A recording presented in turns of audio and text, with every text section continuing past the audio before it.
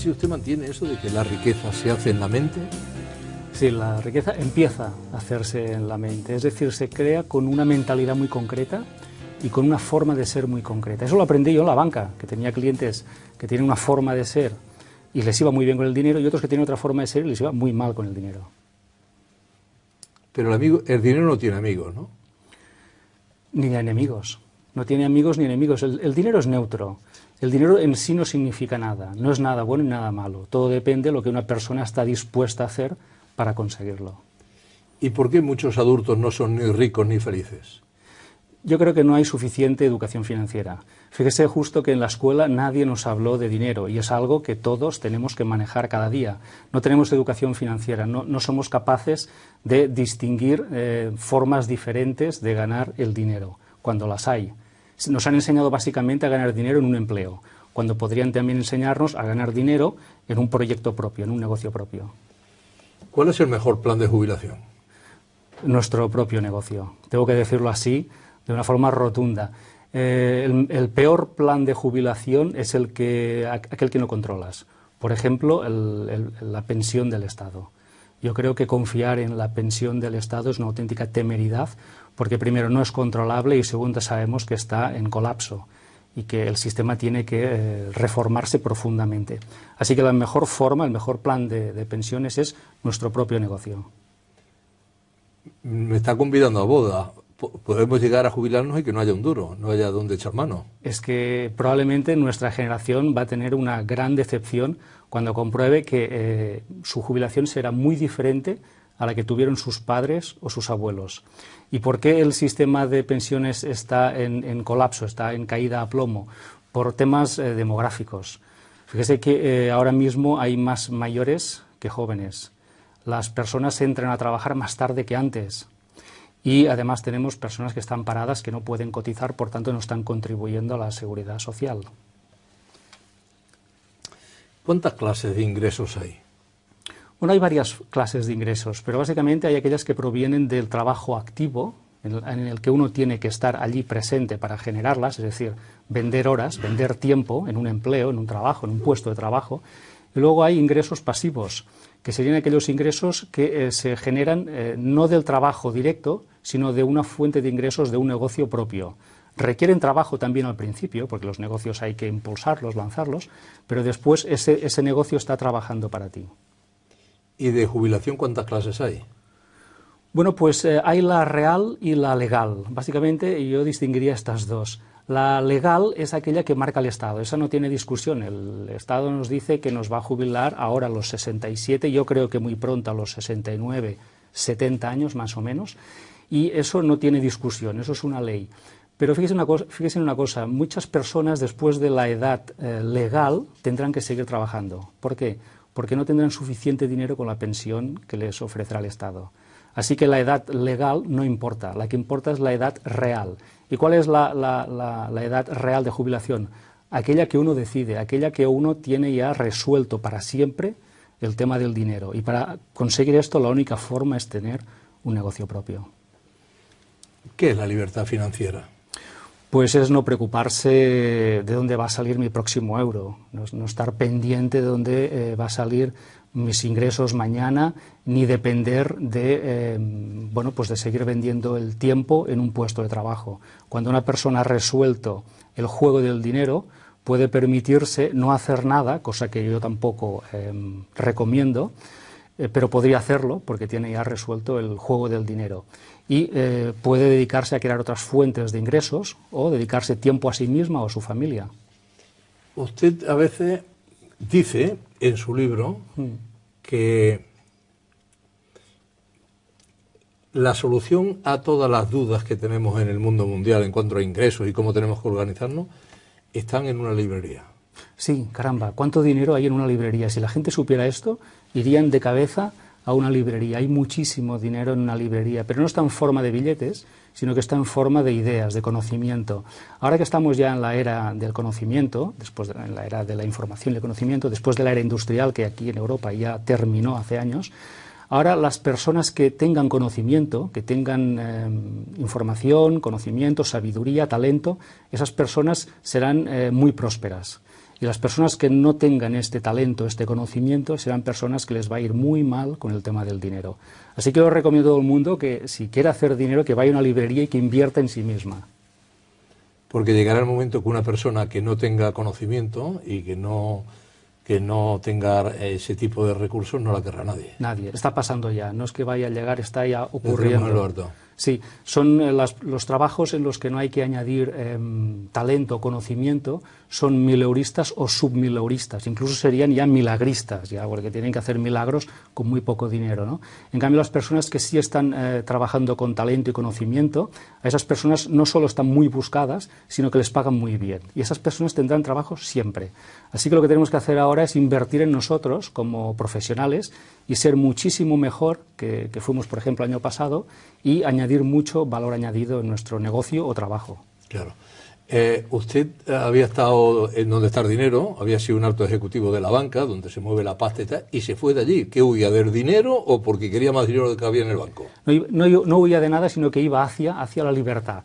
Es decir, yo me di cuenta que allí nunca sería libre, tampoco rico, y decidí crear una profesión y mi propio proyecto, mi propio negocio, partiendo de nada. Esto fue hace 10 años y puedo decir que después de 10 años como emprendedor, como autónomo, pues que me va mucho mejor, y no solamente va mucho mejor económicamente, sino que además soy muchísimo más feliz. Y creo que este testimonio, que no es ejemplo para nadie, tiene que servir a las personas para darse cuenta de que todos valemos para algo. Y que si somos capaces de encontrar ese talento que tenemos todos, podemos crear un servicio. Y ese servicio nos va a dar un medio de vida muy próspero. ¿Cuál es la diferencia que hay entre un plan rápido y un plan lento? Bueno, el plan lento es lo que hacían nuestros padres y abuelos, lo cual estaba muy bien en su época, en la era industrial, que era pues ahorrar, trabajar, crear un plan de pensiones privado, pero hoy todo esto no garantiza nada, porque el mundo ha cambiado mucho. Así que el plan que tenían nuestros padres o abuelos hoy se ha vuelto un plan lento. El plan rápido sería en tomar responsabilidad de nuestra situación financiera, de nuestra jubilación, y decidir nosotros cuándo vamos a retirarnos y con qué dinero. Esto es algo que tendríamos que pensar todos. Y según su manera de pensar, ¿cuándo debemos jubilarnos? Yo creo que cada persona debería decidir cuándo. Es decir, no creo que tenga que ser una cosa que venga impuesta por una ley. Yo creo que cada persona debe decidir cuándo deja de trabajar, ¿no? Yo en mi caso, como lo que yo hago lo haré toda la vida, pues yo creo que trabajaré de por vida, ¿no? Pero también es cierto que hay otras cosas tan importantes o más que trabajar. Y son pues cultivarse a uno como ser humano, cuidarse y también estar con los suyos, con su familia. Yo en mi caso he decidido que trabajo mediodía nada más, por las tardes, y por las mañanas me las dedico a mí y a mi familia. Yo creo que eso es bastante equilibrado. Tanta importancia le da al tema de la jubilación, que ha escrito un libro en catalán, en castellano, y incluso la versión más de lujo, con un DVD que de una hora y media de duración. Sí.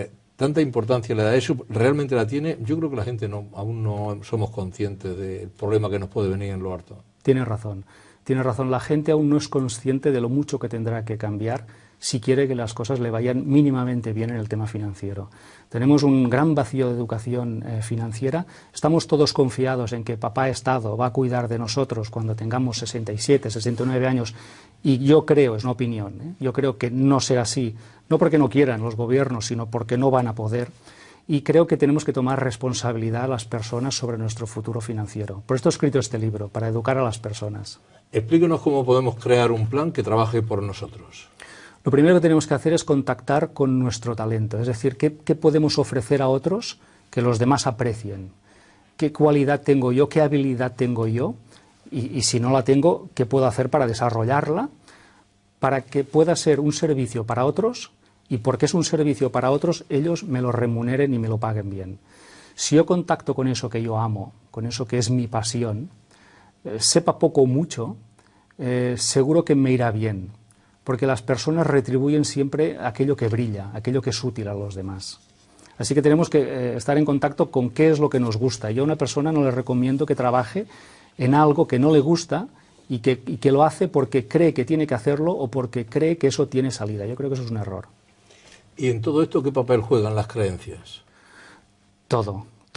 Porque básicamente este mundo es un reflejo de nuestras creencias. Yo cuando miro a una persona estoy viendo sus creencias. Solamente viendo qué resultados y cómo es su vida, veo qué creencias tiene respecto a todo, no solamente respecto al dinero. Así que las creencias se trasladan a nuestras experiencias vitales. Debemos siempre. creer, por tanto, primero en nosotros mismos. Por supuesto. Tenemos que contactar con nosotros, creer con nosotros, en nosotros mismos y en sacar lo mejor de nosotros mismos. Aquello de tanto tienes, tanto vales. No, yo no estoy de acuerdo en todos los refranes, ni en todos los dichos, ¿no? En este en concreto, no. Yo creo que tanto eres, tanto vales. Yo sustituyo el tanto tienes por tanto vales, por tanto eres, tanto vales. Yo creo que estamos en un momento en que las cosas se están haciendo muy transparentes, muy visibles, ya nada es borroso como antes, y las personas no se podrán parapetar detrás de una posesión. Cuando una persona lo es en todas partes, tenga lo que tenga. Seguramente ahora nos están viendo muchos jóvenes que tampoco no tienen claro por qué esforzarse, si de todas maneras no van a encontrar trabajo, o padres que ven como los hijos no tal. ¿Una buena formación es garantía de éxito? Hoy no. Hoy no. Con eso no digo que no la tengan. Yo creo que es necesaria, pero no es suficiente. Yo tengo una carrera y un par de másters, pero también tengo que decir que hoy no vivo ni de mi carrera ni de mis másters, pero me alegro de haberlas hecho. Así que yo a las personas les diría que manden a la universidad a sus hijos, que es mejor tener una carrera que no tenerla, pero que hoy una carrera ya no nos garantiza un puesto de trabajo. Y esto lo vemos porque vemos gente que está muy preparada y que no encuentra trabajo. A esas personas que no encuentran trabajo les diría que fabriquen su trabajo, que creen su trabajo, que se inventen su trabajo. ¿Dejar un empleo por un nuevo proyecto puede ser un fracaso o esto sería un éxito?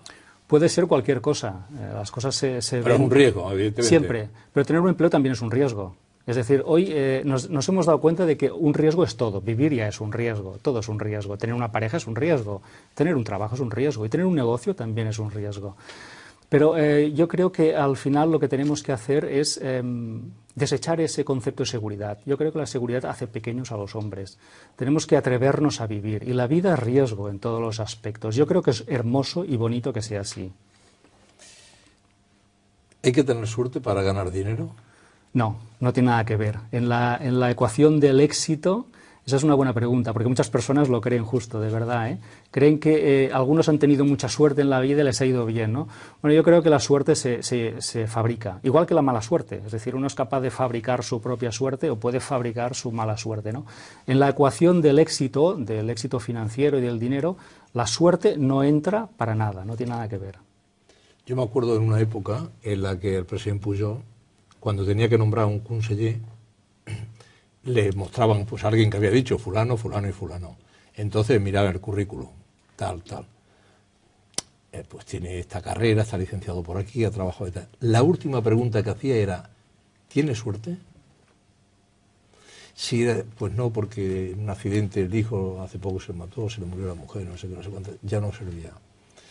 Entonces yo creo que es importante tener suerte en la vida también. O sea, que juega como tú juegas, pero el último yo creo que es también la suerte. Porque esa persona se la hace la suerte, es decir, con su actitud está fabricando su buena suerte.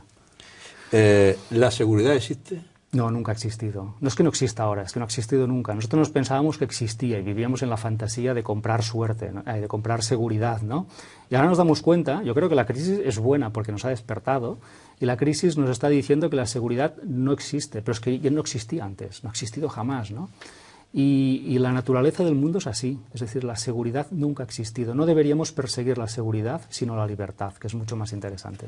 ¿Y el éxito es lo contrario de las excusas? Sí, porque o tenemos una cosa o tenemos la otra, pero no podemos tener las dos a la vez. No podemos tener éxito y excusas a la vez. Tenemos que escoger entre una de las dos. ¿Cómo podemos pensar en grande? Pues como decía antes, justo, dejando ir esas creencias que nos limiten y nos hacen pequeños. Yo creo que necesitamos más educación, más conocimiento, más sabiduría y cambiar creencias. Y cuando tengamos unas nuevas creencias más expansivas, más ilimitadas, nos irá mucho mejor a todos. ¿Somos capaces de aprender de nuestros errores? Deberíamos. Los errores son buenos, yo creo que son necesarios. Yo me acuerdo de que había un millonario en Estados Unidos que decía, tienes que duplicar tu tasa de errores, porque aprenderás más, y si aprendes más, vales más, y si vales más, ganarás más. Así que los errores son buenos.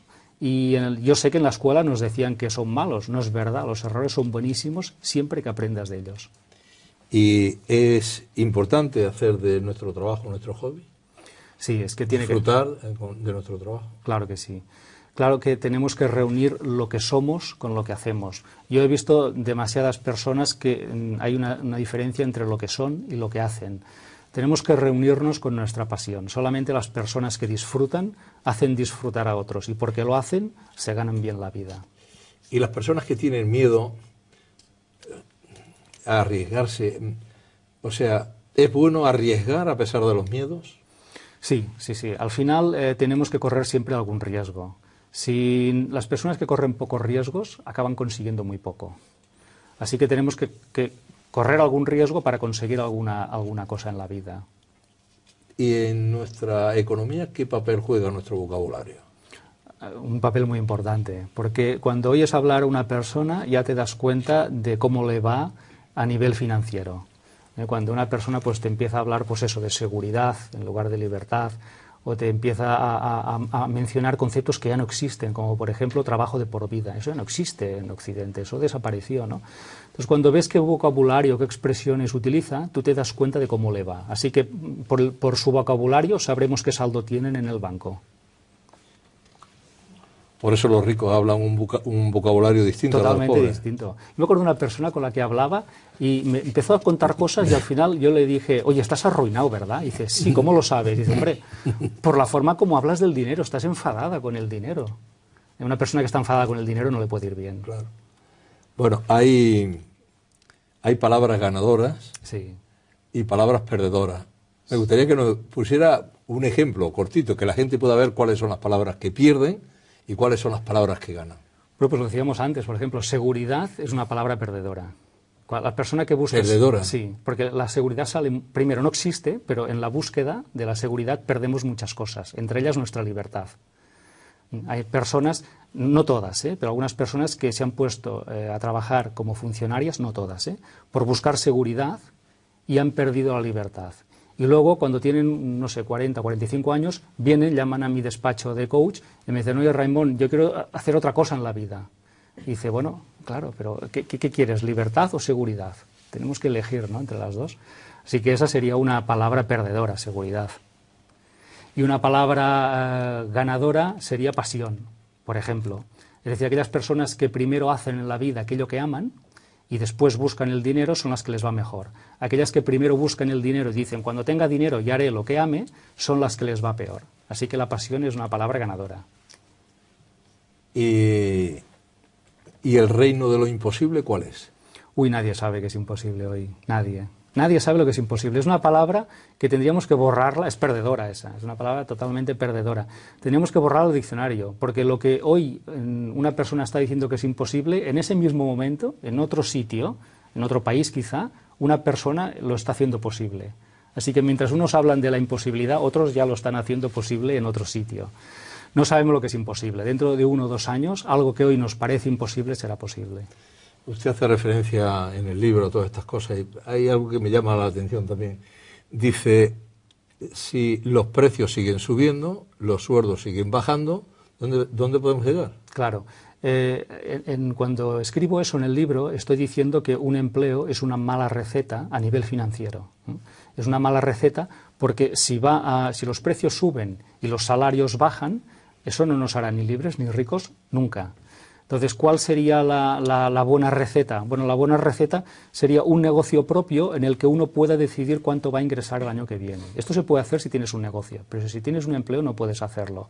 Entonces, vemos negocios que están facturando un 20% más que el año pasado, o un 30% más, si lo hacen bien, claro. Y eso es posible siempre que tengamos una fuente de ingresos variable. Pero cuando tenemos una fuente de ingresos fija, como es un sueldo, un salario, eso no tiene ningún crecimiento. Entonces usted es partidario de ligar el aumento del sueldo a la productividad en la empresa. Y está porque pasando. Así estás libre para poder, mientras más aportes, más vas a cobrar. Claro, y está pasando ya. Hoy lo leemos en las noticias, que no vamos a dar nombres, pero una empresa muy importante va a unir la productividad con el sueldo. Mira, yo me acuerdo cuando estaba en un banco, tampoco voy a decir el nombre, trabajaba en un banco, nos dijeron que el 40% de nuestro sueldo, fíjese bien, el 40%, que es muchísimo, es casi la mitad, iba a ir en función de los objetivos que teníamos marcados. Eso quiere decir que si lo hacíamos muy mal, cobraríamos el 60% nada más, pero si lo hacíamos muy bien, podíamos cobrar el 100 y pico %. Yo cuando me dieron esa noticia en el banco, que era empleado, me alegré muchísimo. Y llegué a casa y dije, me han convertido en socio del banco. Lástima que muchos no lo vieran, no lo vieran así. Es cierto. De cualquier manera, vivimos en una época tan estresados que no nos da tiempo ni a mirar lo que tenemos delante de las narices. Sí, yo creo que en este momento de crisis las personas no se están dando cuenta de que la crisis no es solamente una crisis financiera, es una crisis personal. Quienes estamos en crisis somos nosotros, no es la economía solamente, somos nosotros. La economía también, porque forma parte de nosotros, pero estamos nosotros en crisis. Y tenemos que examinar y redefinir cuál es nuestra posición, nuestra estrategia, al menos financieramente. Y yo creo que la persona promedio no se está dando cuenta de esto. Lo que está pensando es, bueno, me siento aquí, alguien hará algo y esto pasará y volveremos a lo de antes. Bueno, pues yo tengo malas noticias. No volveremos a lo de antes y quizá nadie tenga que arreglar nada, sino que nosotros tengamos que empezar a tomar responsabilidad. Sí, si alguien espera que todo sea como era antes, no será como antes nunca jamás. Y eso es bueno, porque el crecimiento que tuvo las economías de Occidente fue a base de un endeudamiento estratosférico. Es decir, Occidente ha tenido 40 años o 50 de crecimiento continuado porque se hizo en base a dinero que no existía, es decir, endeudándonos, dinero que no habíamos ganado, dinero que no teníamos. Yo creo que eso tiene que acabarse y no tenemos que volver jamás a eso. Y luego también porque la economía prosperó tanto en estos años porque consumíamos cosas que nunca debimos consumir. Es decir, hubo un exceso de consumo en cosas que no eran necesarias y que han esquilmado los recursos del planeta. Yo creo que a eso tampoco tenemos que volver. Tiene toda la razón del mundo. Pero usted también, en el libro, noto que le da change al vago, al que no quiere hacer nada, porque si el éxito de todo está en una librería, las claves están en una librería leyendo, usted ha grabado un DVD para que sea tan vago que no tenga que leerlo, que acostado lo pueda escuchar. Bueno, sí, está bien eso, está muy, muy bien encontrado. Bueno, sí, vamos a las personas que son muy visuales y les gusta ver y escuchar, les vamos a dar la opción de que vean la película y el que quiera leer, pues que lo lea. Pero encontrará las mismas recetas en los dos sitios. Y la receta que propongo en el libro es, primero, tenemos que invertir más en nosotros, como seres humanos y como profesionales. Tenemos que ser unos grandísimos profesionales. Dos, tenemos que invertir en educación financiera. En el siglo XXI es una necesidad, ya no es un lujo. Y tres, hemos de invertir en negocio propio. Tenemos que tener un pequeño negocio, no digo una gran empresa. Puede ser un negocio llevado desde casa, a horas, como comisionista, en Internet, pero tenemos que tener una fuente de ingresos propia. Eso yo creo que va a ser fundamental en el futuro. Pues háblenos de una posible fuente de ingresos que podíamos crear. Bueno, en el libro, en la página 80, menciono 100 formas, ¿no? Pero, por ejemplo, una persona que sepa cocinar, que seguro que nos están viendo ahora muchas personas que saben cocinar o que quieren aprender a cocinar, pues podrían convertirse en chef para postres y repostería, o podrían hacer algún tipo de catering para fiestas y eventos. Fíjese que estamos uniendo un talento y una pasión con un servicio a otros. Y para eso no es necesario crear una gran empresa. Pueden empezar 2 o 3 personas en un pequeño local. ¿Y si tenemos familia de hipoteca, qué hacemos? Mejor. ¿Mejor? Mejor aún. Yo creo que eso no tiene que ser un... ¿Cómo se nota que no tiene usted hipoteca? Hipoteca no, tuve una y me la saqué de encima porque no podía vivir con una hipoteca encima, era demasiado para mí. Y familia sí tengo. Yo creo que es bueno, porque ¿qué vamos a enseñar a nuestros hijos? Tenemos que enseñar a nuestros hijos autosuperación, tenemos que enseñarles a ser emprendedores, a ser creativos, a ser talentosos. Y la mejor forma de enseñarles no es enviarles a una escuela, sino darles el ejemplo real de sus padres, su testimonio. Y si tenemos una familia, yo creo que mejor aún, porque entonces vamos a transmitir estos valores de emprendedores, ¿no? Y además tendremos también un aliciente. Yo creo que es bueno que tengamos también esa pequeña presión. ¿Y cuál es la garantía de tener un buen empleo? Es que no hay garantías ya en un buen empleo. Primero, dudo que haya buenos empleos, lo dudo. Y que tengan garantía, estoy seguro de que no hay ninguna. Hoy en día el concepto de empleo ha cambiado muchísimo. No es lo que conocieron nuestros padres o abuelos. Ellos podían trabajar toda su vida en un puesto de trabajo, en una empresa, y jubilarse en ella. Esto ya no pasa ahora. Es decir, ahora las personas tienen trabajo, desocupación, trabajo, desocupación, trabajo, desocupación. Y es posible que una persona durante una misma carrera profesional tenga varios trabajos, incluso que tenga varias profesiones. O sea, no solamente varios trabajos en empresas diferentes, sino varias profesiones. Esto ha cambiado mucho. Para ganar más hay que aprender más. Sí, sí, sí, sí. Esa es la única ley. Es la única ley. Ahora sí. Ahora sí, porque estamos en la era del conocimiento. Es decir, ya no podemos competir con países que fabrican, como India o China o Rusia o Brasil. Ellos nos ganan por precio, nos ganarán siempre por precio. Ellos van a fabricar, eso es seguro. Y nosotros, ¿qué tenemos que hacer? Los europeos y los americanos y japoneses, pues lo que tenemos que hacer es innovar, es ofrecer servicios, es ofrecer talento, creatividad, eso es lo que tenemos que hacer. Y eso se consigue solamente con conocimiento. Así que los occidentales tenemos que entrenarnos en ser muy buenos en algo y ofrecer eso a otros países y a otras economías. En el libro deja usted sentencia. Dice, si no mejoras, empeora. Empeora, sí. Es que ahora mismo hay muchas personas que están haciendo lo mismo que nosotros y lo bueno es que lo hacen muy bien. Es decir, que ahora hay muchísimas personas que quieren hacer pues, lo mismo que estamos haciendo nosotros, ¿no? Por ejemplo, en mi caso, que soy escritor, pues hay muchas personas que quieren hacer un libro. Y yo le aseguro que son muy buenas, o sea, que escriben muy bien. Así que si yo no mejoro, comparativamente estoy empeorando. Sí, sí. ¿Y hay alguna cosa en la que podamos invertir, seguro? No, no. Una inversión no tiene garantías, no la hay. No hay inversiones con garantías. Yo creo que todas tienen su margen de riesgo y eso es natural, no es ni bueno ni es malo. Y yo nunca a las personas les digo en qué tienen que invertir. Yo siempre les digo que inviertan en aquello que conozcan, porque demasiadas personas han invertido en cosas que no conocen, en mercados que no conocen, en negocios que no conocen, en valores o en papeles que no conocen, y entonces lo que ocurre es que les va muy mal. Así que lo primero que le digo a una persona, tienes que invertir en algo que conozcas. Estudia ese mercado, estudia ese negocio, estudia eso en el que vas a invertir. Y luego que inviertan en aquello que les guste, que les apasione.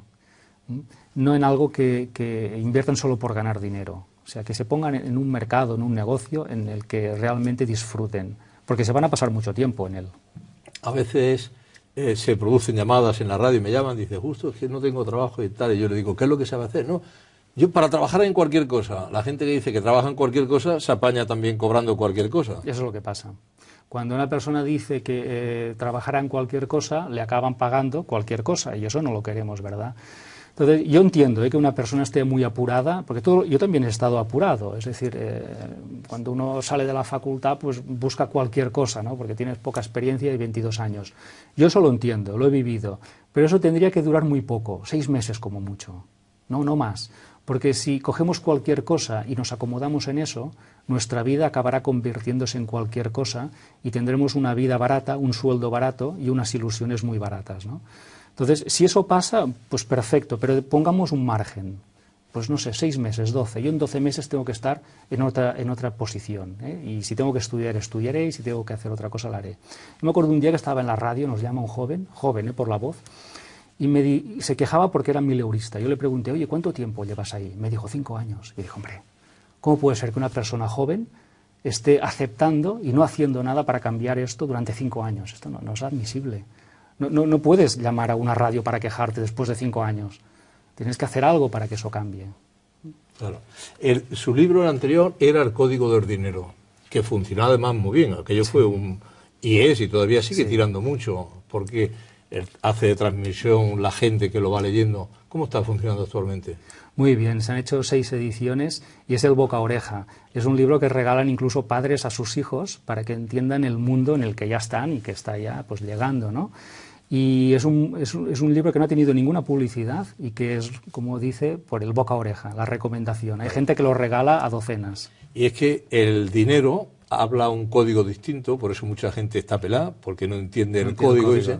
Y ese libro precisamente da las claves del código para entender también. Yo se lo resumo, si quieren, muy brevemente. La palabra dinero, que son unas letras, yo le digo la D de dinero, ¿qué significa? La D de dinero tiene un código, y el código es diversificar. Necesitamos varias fuentes de ingresos. ¿Por qué? Porque si solo tenemos una y se seca, nos vamos a la quiebra. Así que necesitamos varias fuentes de ingresos. La I, que sería de inteligencia financiera.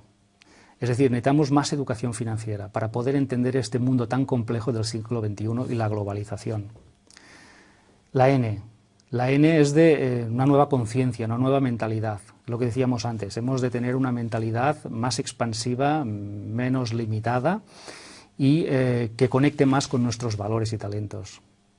La E es de emprender, sin duda, hemos de emprender. Cuando no encontramos trabajo, porque el mercado no nos lo puede dar, tenemos que inventarnos nuestro propio puesto de trabajo. Así que tenemos que emprender, necesitamos emprender más. Este país lo tuvo, Cataluña era un país de emprendedores y tenemos que volver a eso, a ser más emprendedores.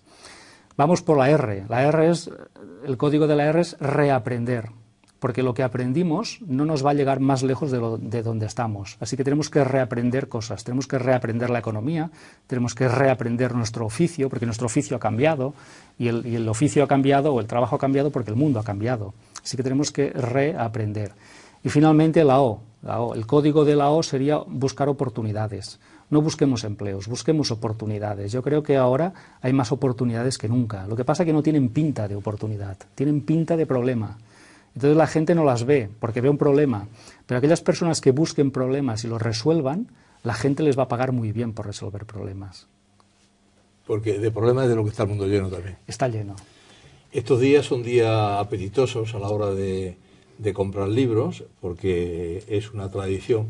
Supongo que avanzar la jubilación, que es avanzar la jubilación, pero es liberarse también. El libro aporta muchísimas cosas.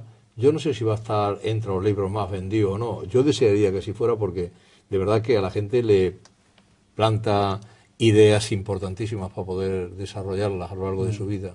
Sobre todo no quedarse parados, no conformarse con nada.